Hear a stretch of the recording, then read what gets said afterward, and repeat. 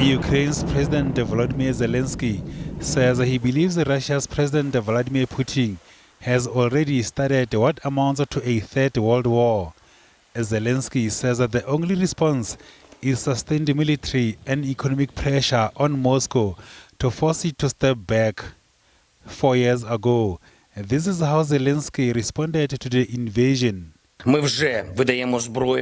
We are already handing out weapons and will hand them out to defend our country, to everyone who wants and has the capacity to defend our sovereignty. The future of Ukraine depends on every citizen. Russian President Vladimir Putin has defended his decision to invade Ukraine.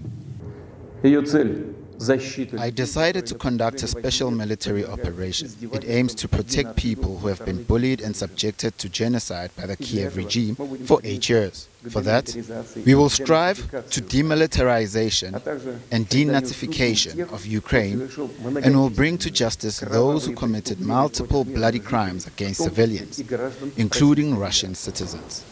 Efforts have been made by countries globally to find a lasting peace in Ukraine. US President Donald Trump has also intervened, trying to bring the two leaders together. When I thought my relationship with President Putin would give us a much easier road, but there's tremendous hatred between Zelenskyy and Putin. Tremendous hatred. I mean, it's a shame, but it's taken longer than we thought. However, Ukraine's leading negotiator, Rustem Umerov, says he is optimistic a solution will be found to resolve this impasse. There is progress, but no details can be disclosed at this stage. The next step is to achieve the necessary level of consensus to submit the developed decisions for consideration by the presidents. Our task is to prepare a practical, not merely formal, foundation for this. Ukraine remains constructive. The ultimate objective is unchanged, a just and sustainable peace.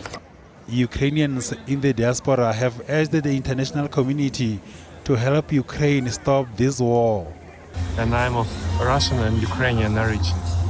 So I support Ukraine 100% on Ukrainian side.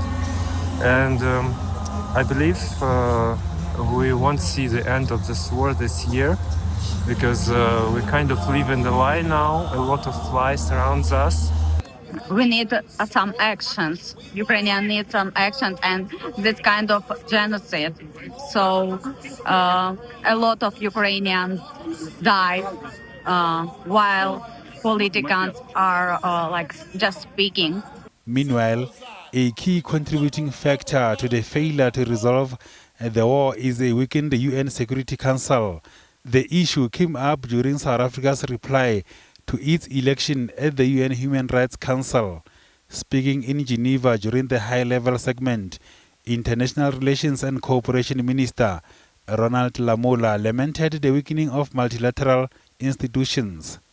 We are honored by the renewed trust that member states placed in South Africa through its re-election to the Council, whose 20th anniversary we mark this year.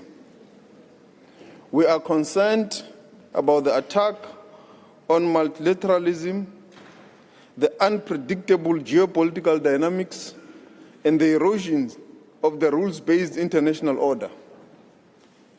In this complex environment, South Africa remains firmly committed to a constructive dialogue and the defense of universal core values.